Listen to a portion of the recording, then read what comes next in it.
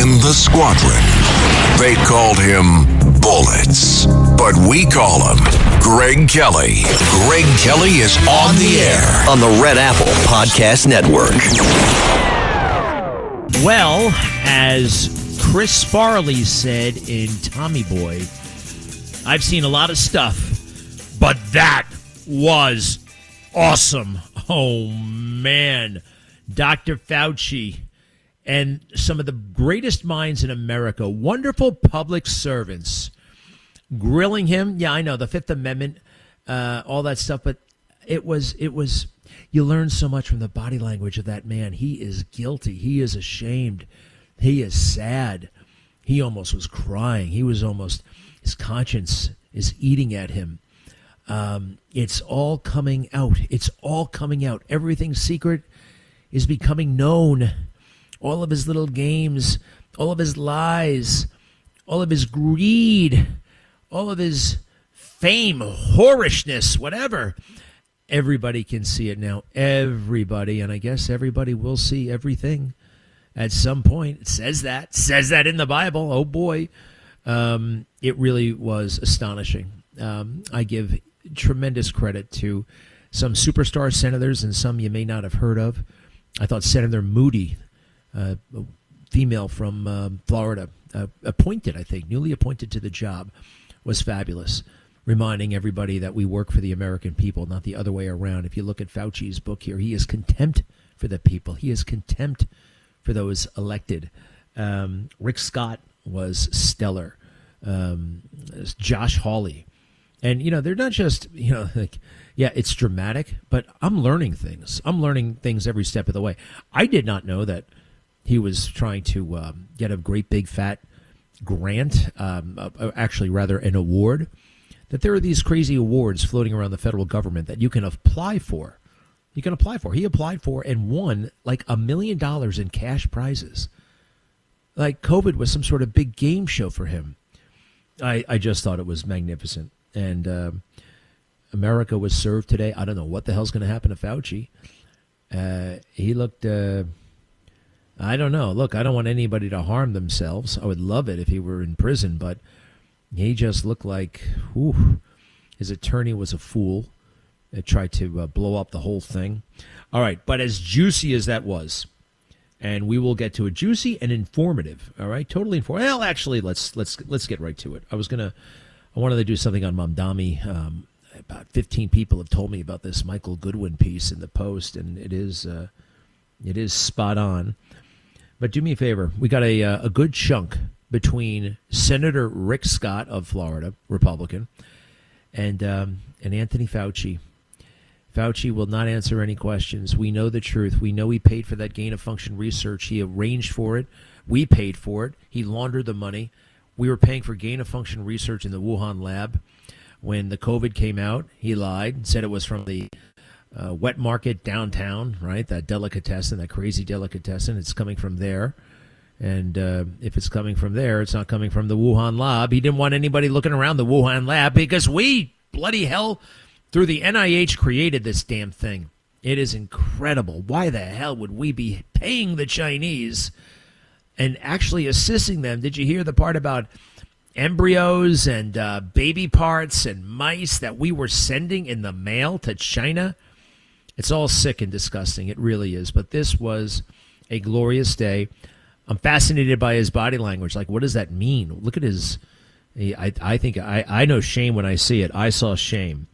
But do me a favor. Let's go for that. This is a big one. This is a fat one, okay? This is between Rick Scott and Dr. Fauci. Let's go.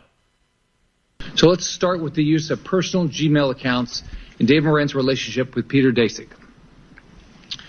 Dave Moran tells Peter Daszak, president of Equal Alliance, and you've got this in front of you. It's Exhibit 1. And it's already in the record as part of this. It says, quote, P.S. I forgot to say that there's no worry about FOIA.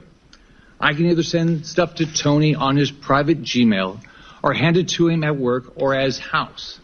He is too smart to let colleagues send him stuff that could cause trouble. Dr. Fauci, did Dr. Moran's relationship with Peter Daszak concern you? Yes or no?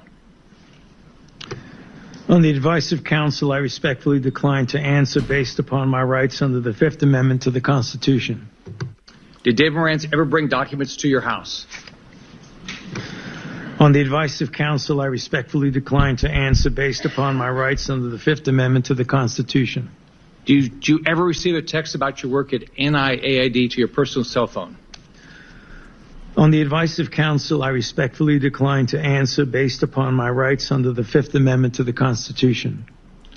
Did any text about your work at NID that went to your personal cell phone ever become part of federal records? On the advice of counsel, I respectfully decline to answer based upon my rights under the Fifth Amendment to the Constitution. Did you maintain a personal email account while serving as director? On the advice of counsel, I respectfully decline to answer based upon my rights under the Fifth Amendment to the Constitution. Did you ever receive work-related communications on that Gmail account from David Morantz? On the advice of counsel, I respectfully decline to answer based upon my rights under the Fifth Amendment to the Constitution. Did you preserve any work-related communications on that Gmail account from David Morantz? On the advice of counsel, I respectfully decline to answer based upon my rights under the Fifth Amendment to the Constitution. Did David Morantz ever provide you with documents outside of those two ways that would violate NIH policy for FOIA compliance? On the advice of counsel, I respectfully decline to answer based upon my rights under the Fifth Amendment to the Constitution. Now let's look at two other communications. You emailed David Morantz on January 26, 2020, quote, "It is important that I speak with you tonight. Please call me at home." This is part of Exhibit 2 that you have in front of you. This email is sent the same day, the exact same day you write in an internal document, quote, "Now we know the market was not the source, it was the amplifier," unquote. Would you call the origins of COVID-19 a substantive issue? On the advice of counsel, I respectfully decline to answer based upon my rights under the Fifth Amendment to the Constitution. Did you discuss COVID-19 origins with David Morantz on this phone call? On the advice of counsel, I respectfully decline to answer based upon my rights under the Fifth Amendment to the Constitution. Now let's take a closer look at the last time you testified before Congress. This is part of what you have in front of you as Exhibit 4, which is part of the record. In June 2024, you testified to Dr. Morantz, quote, "Was not an advisor to me on institute policy or other substantive issues. Furthermore, his office is located in a different building from that of the NIAID director," unquote. Is that still your testimony today? On the advice of counsel, I respectfully decline to answer based upon my rights under the Fifth Amendment to the Constitution. So today, under oath, your testimony remains that Dr. Morantz was not an advisor to you on institute policy or substantive matters. On the advice of counsel, I respectfully decline to answer based upon my rights under the Fifth Amendment to the Constitution. Now, I've got Exhibit 5, which you have in front of you. On October 24, 2021, David Morantz texted you to provide information about and advocate for the controversial EcoHealth Alliance grant. You thank him and tell him that you will check the information. Would you agree that this shows an advisory relationship between David Morantz and yourself? On the advice of counsel, I respectfully decline to answer based upon my rights under the Fifth Amendment to the Constitution. Do you agree that you two were discussing a substantive issue? On the advice of counsel, I respectfully decline to answer based upon my rights under the Fifth Amendment to the Constitution. If documentary evidence establishes that Dr. Morantz advised you regarding EcoHealth Alliance, COVID origins, or grant policy, then your June 2024 testimony would have been inaccurate, correct? On the advice of counsel, I respectfully decline to answer based upon my rights under the Fifth Amendment to the Constitution. Is there any document in your possession today that would contradict your prior congressional testimony? On the advice of counsel, I respectfully decline to answer based upon my rights under the Fifth Amendment to the Constitution. Have you deleted, destroyed, or instructed anyone to destroy records after learning Congress is investigating these matters? On the advice of counsel, I respectfully decline to answer based upon my rights under the Fifth Amendment to the Constitution. Are you aware of anyone who did? On the advice of counsel, I respectfully decline to answer based upon my rights under the Fifth Amendment to the Constitution. As you know, Dr. Morantz now faces charges related to destroying records while you distance yourself from him. Is that fair to a decades-long friend?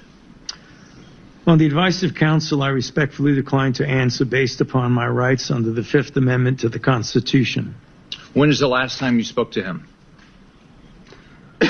On the advice of counsel, I respectfully decline to answer based upon my rights under the Fifth Amendment to the Constitution. In hindsight, are you disappointed how you handled COVID? Do you have any regrets? On the advice of counsel, I respectfully decline to answer based upon my rights under the Fifth Amendment to the Constitution. What do you think, huh? What do you think? And then he sums it up. Then he goes a little bit further, and he talks about the personal price. That his entire family is paid for this one. And it's a significant one. It's a significant one. People have, it's rocked their world. Now, do me a favor, if you got that, Justin, I want to go back to the previous question from Fauci. Actually, let's skip that. Let's just go right to, Josh Hawley, if you don't mind.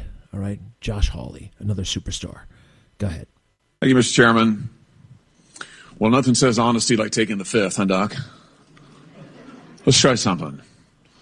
What day of the week is it today? On the advice of counsel, I respectfully decline to answer based upon my rights under the Fifth Amendment to the Constitution. What color tie are you wearing? On the advice of counsel, I respectfully decline to answer based upon my rights under the Fifth Amendment to the Constitution. What color's the carpet in front of you? On the advice of counsel, I respectfully decline to answer based upon my rights under the Fifth Amendment to the Constitution. Let's just get one thing straight. You don't have any rights under the Fifth Amendment because you've been pardoned, as you very well know. As the Supreme Court has been clear for a century and more, Brown versus Walker, 1896, when he has been pardoned, he may not stand upon his privilege. You know that. Your lawyers sitting behind you now shifting nervously in their chairs. They know it.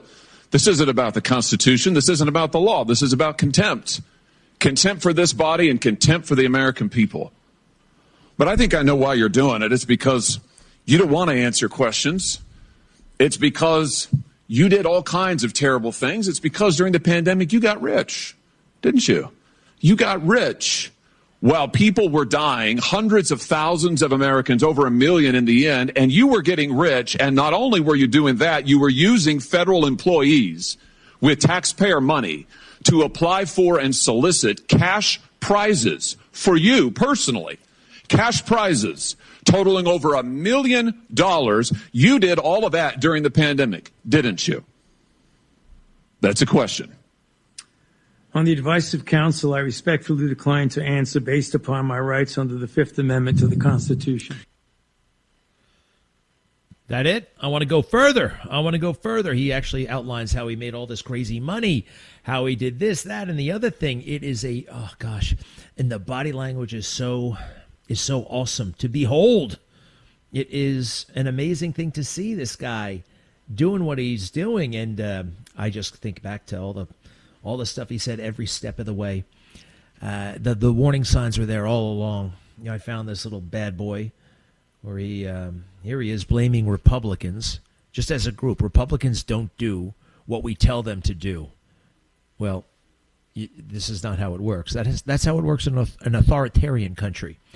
This is back when Fauci was knocking door to door, trying to make house calls for a photo op with the vaccine. He was armed with the vaccine. Listen to this one. Cut 2, please. Cut 2. What are we going to do about those other states? Oh, my God. They're going to keep the outbreak smoldering in the country. It's so crazy. I mean, they're not doing it because they say they don't want to do it. They're Republicans. They don't like to be told what to do. Right. And we got to break that, unpack that. You got to break that. How are you going to break that, Fauci? I don't know, maybe get us shadow banned, maybe get us sued, maybe get us, diminish us like crazy conspiracy theorists. You did all that stuff, didn't you? And what the hell else? All right, it was a fabulous day. Congratulations to Senator Hawley, Senator Rand Paul, Senator Moody. Senator Johnson from Tennessee was great. It was like that moment where the senators stood up to General MacArthur. back in the 1950s, and that guy was getting way out of line and needed to be slapped around a little bit. Okay, 800-848-9222, 800-848-9222. Greg Kelly. Let's go, Brandon.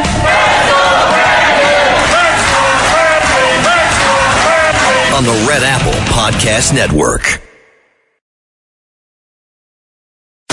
Greg Kelly. On the Red Apple Podcast Network. Fauci had a fleet of lawyers with him. I think one of them was Deborah Katz. I'm not sure. Got to double check. She looked just like Deborah Katz. Now, who is Deborah Katz? Deborah Katz is a left-wing lunatic who hangs around Christine Blasey Ford, and not just at work. Okay, they're friends. All right, Rand Paul, physician Rand Paul, Senator Rand Paul, Republican of Kentucky, libertarian kind of. Anyway, this is his moment, and it's not just today. This is not grandstanding. There is so much history and facts and knowledge that these guys have, and they have been kind of investigating and going through Fauci and the testimony and the real record, and they've known this guy was a phony and a fraud for a long time. He may have been a decent public servant at one point many decades ago, but he lost his way, seduced by fame and fortune. Let's go to Rand Paul being kind of set off by all this stuff, and the attorney, his rotten attorney, grandstanding little guy there. Cut 14, please. Cut 14. Know whether or not you've changed your mind on whether or not the benefits of gain-of-function research outweigh the risks. On the advice of counsel, I respectfully decline to answer based upon my rights under the Fifth Amendment to the Constitution. The chairman has denied your assertion of privilege and directed you to answer, but you nonetheless refuse and stand on privilege despite the existence of the pardon. The committee will have to consider after this hearing what appropriate action should be taken against you for the failure to testify after being directed to do so. It's against the law to obstruct an investigation of Congress. There will be repercussions to your refusal to testify today. Senator Peters.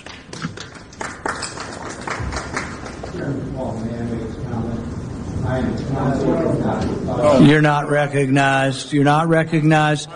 If you are unruly, you will be removed from the proceeding. You are not recognized, and you are not recognized, sir. Sir, you are not recognized. You are not recognized. Security, we'll hold off. But you will respect these proceedings. You were told not to sit at the table. You insist on sitting at the table, and we told you would not be recognized. You are not invited here for testimony, sir. You are being disruptive. Would you behave this way in a courtroom? No, because the judge would put you in jail. I can't do that today, but I can have you escorted from the premises. So I would say, sir, sit quietly and don't say another word. I said sit quietly. You are not recognized. Another word and you're gone.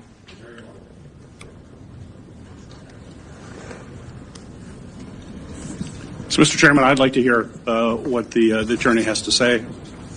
He is not recognized by the committee or the chair. If he speaks again, he will be removed from the room. This testimony is from Anthony Fauci. This is not a game with his lawyers. He can advise. His lawyers can give him advice. He's got a half dozen here. They're all allowed to talk to him. Yes. All right? Yeah. But the attorneys are not recognized. In fact, the attorney was told not to sit at the table, and he's not obeying that recommendation. There's a row behind you, sir. That's where you were told to sit, and you're not. And now you're disrupting the proceedings. And so, look, this is the way Anthony Fauci wants to be remembered. For a lawyer not listening to the rules. That's the way you want to be remembered, and that's what you're going to do. You are not recognized, sir. Security, please remove him from the room. All right.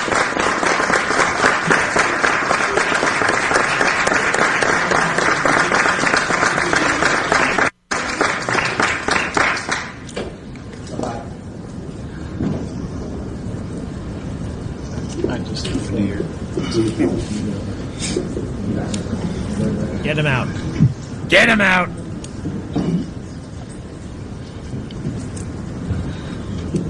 He's not resisting. Let the record state that Dr. Fauci will still have the advice of the other half a dozen attorneys that he brought along today. And then he said, Rand Paul said, look, I was willing to listen to this guy. I mean, I would have accepted his apology. You know, mistakes were made. You can't own up to them.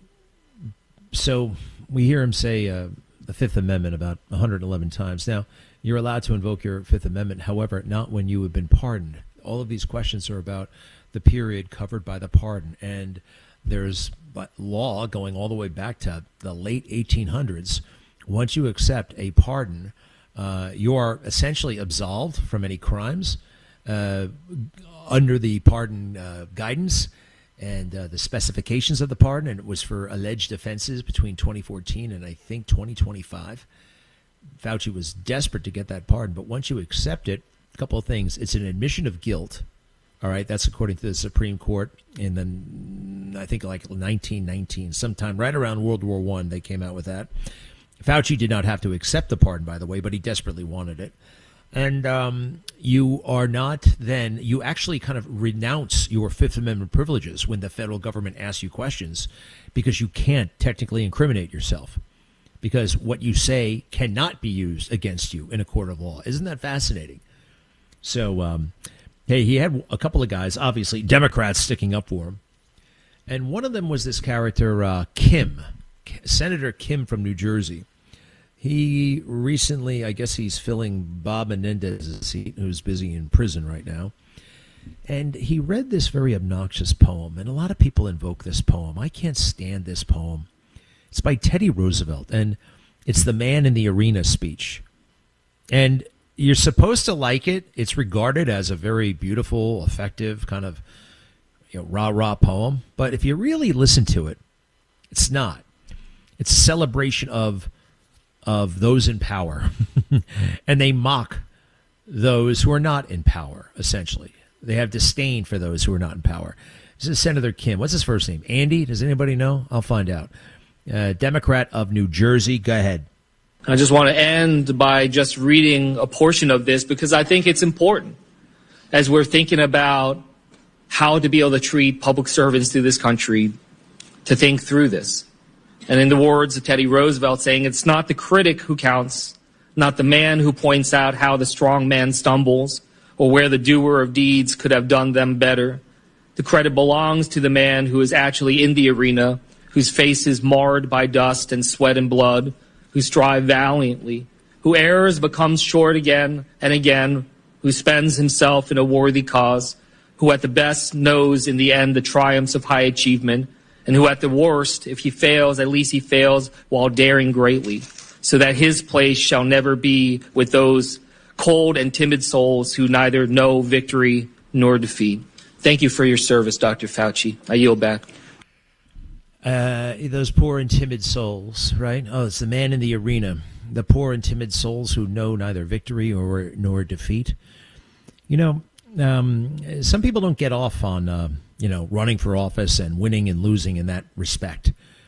Some people just want to do their job, do it well. They get satisfaction from a job well done, right? Maybe it's, fixing something on a car. Maybe it's, varnishing a chair, sweeping a carpet, vacuuming a carpet. Maybe it's writing something.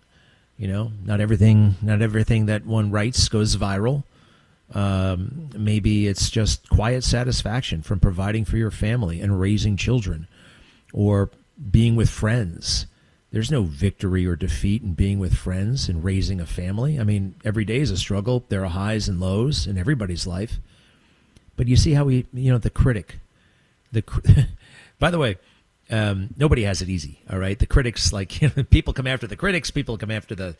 Yeah, I noticed this a long time ago, before I became a bit of a critic, and I'm a critic, but I just find it very self-serving, and the politicians love that speech because it glorifies them themselves.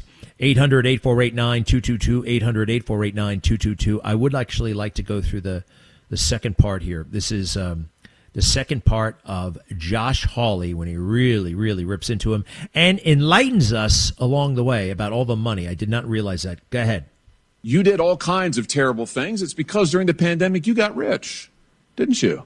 You got rich while people were dying, hundreds of thousands of Americans, over 1 million in the end, and you were getting rich. And not only were you doing that, you were using federal employees with taxpayer money to apply for and solicit cash prizes for you personally.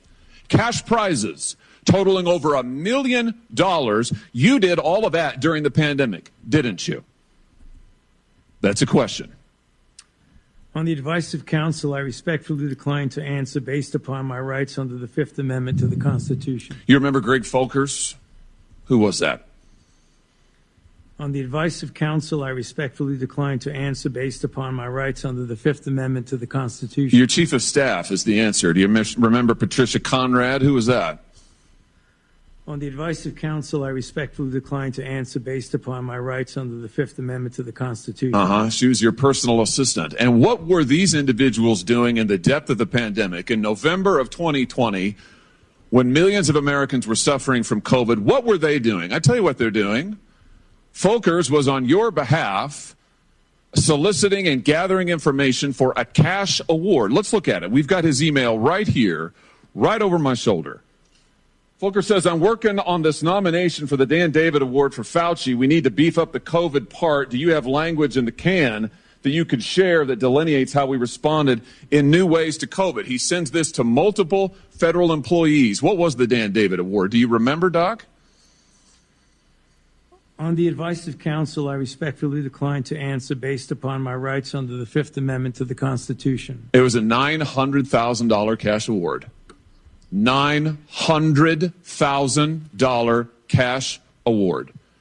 And he got it because he used federal employees to get it. And this wasn't the only award, was it, Dr. Fauci? In fact, you applied for and received at least 8 other federal cash prizes on federal time using federal employees and federal resources. Here they are over my shoulder. Besides the Dan David Award, you've got the Partnership for Public Service. You've got the Adelson Prize. You've got the Smithsonian Award. You've got the National Academy of Medicine's Award. You've got the CDC Foundation. In fact, you turned your staff into a full-time application machine. You actually wrote to people and said, do you think maybe I'd qualify? And you got cash for all of this. And it wasn't just 1 or 2 employees, was it? In fact, you used 8 separate federal employees on federal time using federal resources to solicit cash awards. Isn't that true?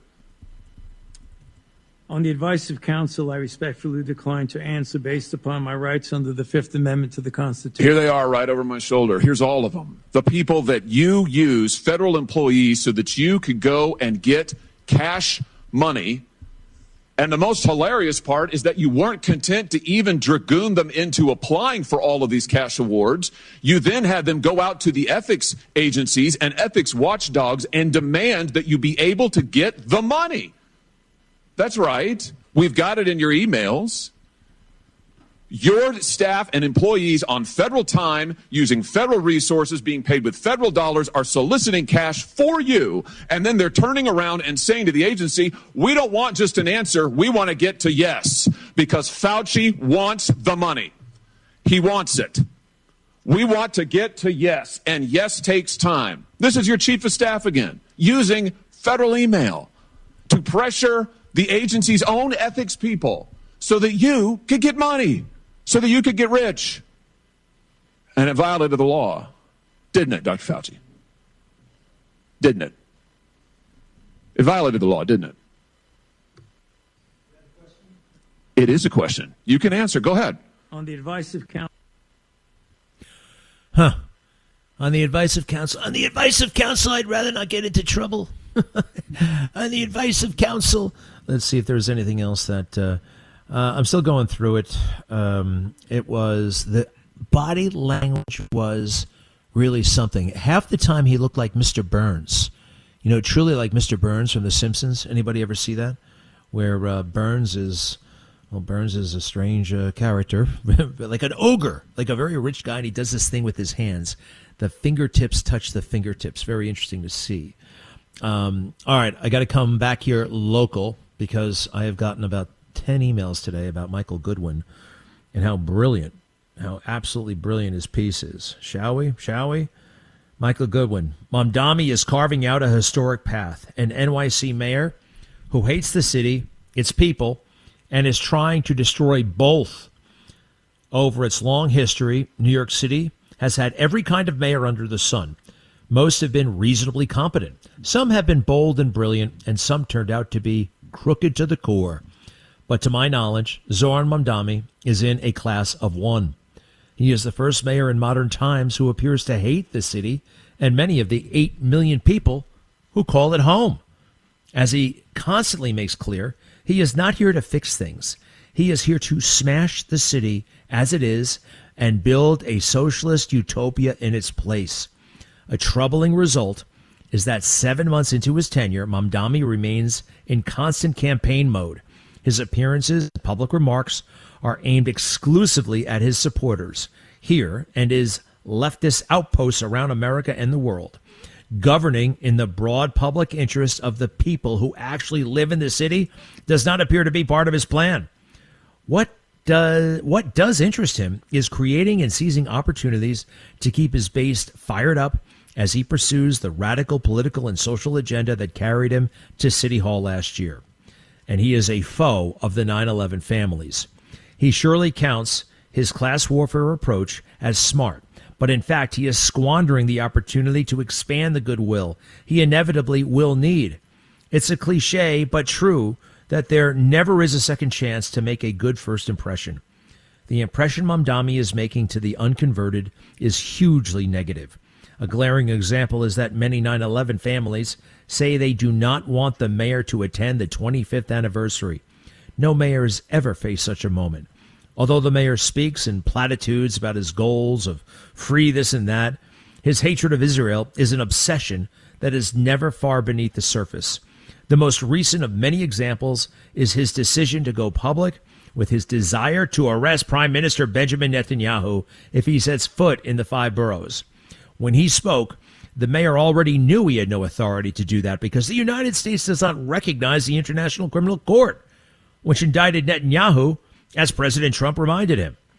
But the mayor threw a bone to the anti-Semites in his camp by saying he was still searching for a way to make it happen. Then, when city lawyers told him again he had no plans, no options, he released an odious video in which he said Benjamin Netanyahu is not welcome in New York City, nor is any other war criminal at large, he said. He has also accused Israel of starving children and intentionally bombing hospitals in Gaza. As for Hamas's kidnapping, killing, and raping while vowing to eliminate Israel, Mamdani remains speechless. Now, I did hear him once say, when goaded, when prompted, oh, yeah, that was a war crime. But you have to ask him, and there's no, you mean if that was a war crime, well, what about arresting the chief of Hamas? Where is that? In effect, the video turned the limits on his power into an opportunity to remind Jew haters he is still with them. New York, with nearly 1 million Jewish residents, has the largest Jewish population of any city in the world, and yet the mayor is trying to otherize them. The only thing he learned from history is how to do that. Although sheer incompetence remains a special concern given his youth and lack of experience in any serious job, his determination to turn the Jewish state into a permanent punching bag reveals a malevolent core. Creepy and weird. Another revolting habit is his fixation on wealthy New Yorkers.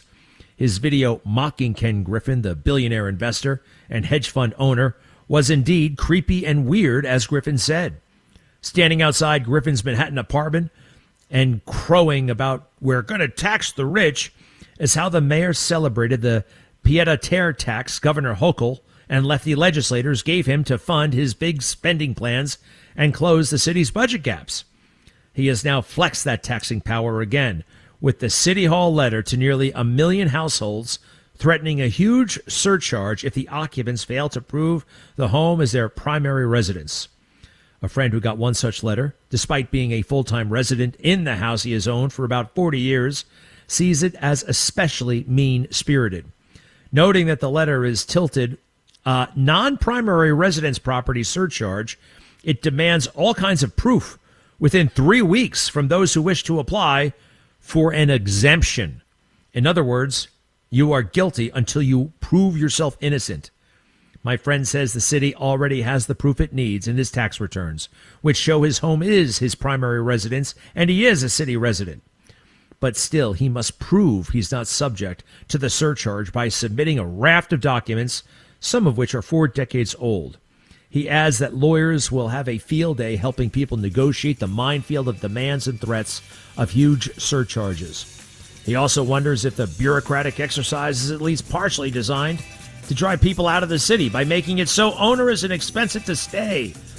Michael Goodwin, God bless you. 800-848-9222. We'll be right back. Greg Kelly on the Red Apple Podcast Network.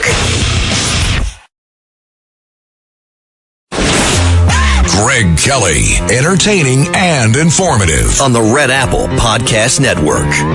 All right, went a little bit long with some of my, my fascination, my fanaticism about this Fauci stuff. It's great.